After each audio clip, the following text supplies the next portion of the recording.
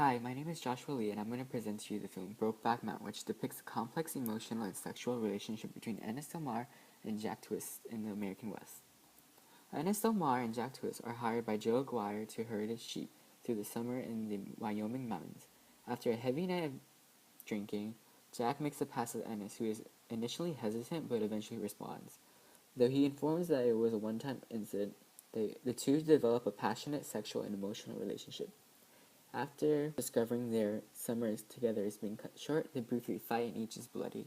After Jack and Ennis part ways, Ennis marries his longtime fiancée Alma Beers and has 2 daughters with her.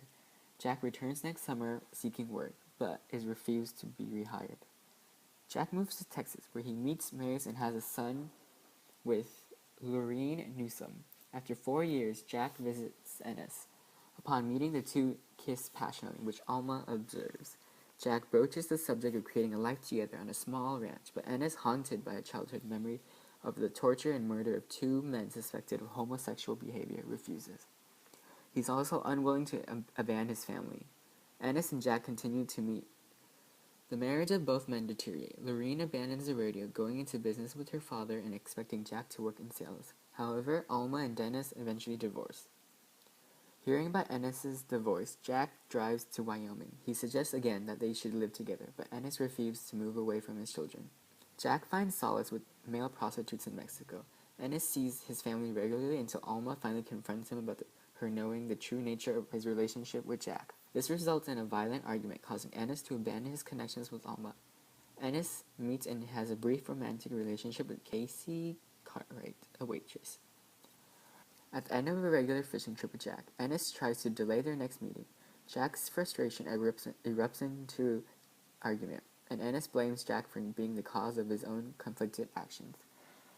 Ennis begins to cry, and Jack tries to hold him, and there is a brief struggle, only to end up in an embrace. Jack watches, Ennis drives away. Sometime later, Ennis receives a postcard he sent to Jack, stamped deceased. He calls Lorene, who says that Jack died in an accident when a tire he was changing exploded. Lorene tells Ennis that Jack wanted to have his ashes scattered on the Brokeback Mountain, but she does not know where it is. Ennis travels to meet Jack's mother and father and offers to take Jack's ashes to the mountain. The father refuses, preferring to have them interred into a family plot. Permitted by Jack's mother to see his childhood bedroom, Ennis finds the blood-stained shirt he thought he had lost on Brokeback Mountain. He realizes Jack kept it hanging with his own stained shirt from that summer fight. Ennis holds both shirts to his face, silently weeping. Now, before we get into the more technical parts of the film, I want to talk about the director himself, Ang Lee. Ang Lee is a Taiwanese director known for directing contemporary films such as Life of Pi and 2003's Hope. Born in 1954 in Taiwan, Ang Lee has become one of today's greatest contemporary filmmakers. He graduated from the National Taiwan College of Arts in 1975 and then came to the U.S. to receive a BFA degree in theater direction at the University of Illinois at Urbana-Champaign and a master's degree in film production at New York University. He became a director whose films are set in many nations and many times. What they have in common is an instinctive sympathy for the characters. His films range from being centered around Americans, British, Chinese, straight and gay individuals, contributing to his diversity of films. This film possesses a lot of visual, symbolic, and metaphoric significance, especially in Jack's childhood home. Here, Lee created a small, desolate home on a rundown ranch. Its exterior is fading and dilapidating. Its interior is whitewashed, sterile, and devoid of life and love. Lee used the Asian color symbolism of white as grief and death to symbolize not only Jack's recent death, but the death of the human spirit in such an environment. The stairway to Jack's room is a metaphor, evocative of the mountain climb that Ennis had to first make to discover love, and which he now makes to discover the fullness of love. Jack's room is dressed with the trappings of a little boy, pre-pubescent, as seen with the little toys in his room. It is not a teenager's room, nor an adult's. It is in between.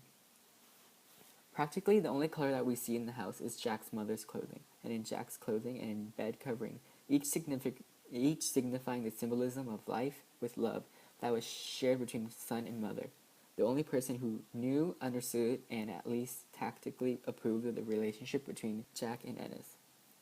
It is significant that only one other object in the house has vivid color, and it screams out in its obvious presence. There is a green bowl in the kitchen. Green is the color of the natural life of trees and foliage of the mountains. that connect the land, brown symbolizing Ennis, and the sky, blue, symbolizing Jack. Green is the color of their relationship, and their relationship is symbolized in this scene by the open yet empty green bowl. Notably, Lee demonstrates a lot of his message through cinematography. In this shot, we see Jack driving away as he looks into the side view mirror. Here we see the physical distance growing between them, while it isolates Ennis both within the frame and on the road itself. The symmetry of that is contrasted with the fact that the mirror puts things at a tilt. As a result, the shot evokes a sense of confusion, of the expected, where are these characters going? What will happen to them? One answer is that they're both going their separate ways, both literally and metaphorically. Seeing Ennis through the side view mirror of Jack's trust, we feel the full emotional weight of what is taking place. An extremely effective camera angle is also used at the final lake scene, where Jack weighing his relationship with Ennis. Jack is in the foreground, Ennis is far behind. The camera slowly moves from one side of Jack to the other, changing focus from one to the other as Ennis speaks and Jack contemplates. The camera movement itself shows us what is going on in Jack's mind as Ennis speaks, and the focus expounds on the meaning of Ennis's words to Jack in his deliberation. This scene is not shot in deep focus, and this highlights the separation of the two men. Now, this movie demonstrates the idea of two male ranch hands falling in love in the conservative 1960s of Wyoming. That epitomizes the suggestion that love, a natural force, persists against all odds. Jack and Ennis have everything to lose because of their relationship. Society's powerful indictment of male love is woven deeply in Ennis's psyche. He tells Jack the story of how a gay rancher in his hometown was murdered, voicing his own apprehensions that the same thing could happen to them. The figure of Joe Aguirre, peering through his binoculars at the two men making love, is a stand-in for all those passing judgment on them. Even Alma has only disgust for Ennis's furtive sexual behavior. She calls his lover Jack nasty, and makes it plain that she finds the notion of two men in love reprehensible. But despite the opposing forces of desire and love, Jack and Ennis are helpless in clutch of their feelings for each other. I chose to watch Brokeback Mountain because it's centered around LGBTQ plus individuals. And living in our heteronormative society, watching this film was really refreshing. As a film, it catered to a sensibility only in accepting that love between two men is as possible and real as love between as a man and woman. It's not a cartoon film, it's not a polemic. There's a sense of danger around the relationship, but it's not dehumanized from the outside. It's much more sophisticated film than that. The leads are not saints. There's prostitution and seediness and infidelities, and no character is a cipher. Ennis and Jack are complex, different, and conflicted, but so are their wives and the other women they come into contact with. No one particularly gets an easy time, but each has an opportunity to reveal how the situation they find themselves in has affected them. Each has their fragilities exposed, each reveals strength and insight. The wives are real and as tragic as the leads. Their children are as plucky and remarkable as their parents. Sometimes more so.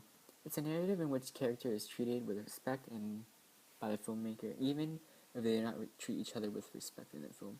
As a piece of character work, as a piece of film, as a piece of art, I genuinely think this film is exceptional.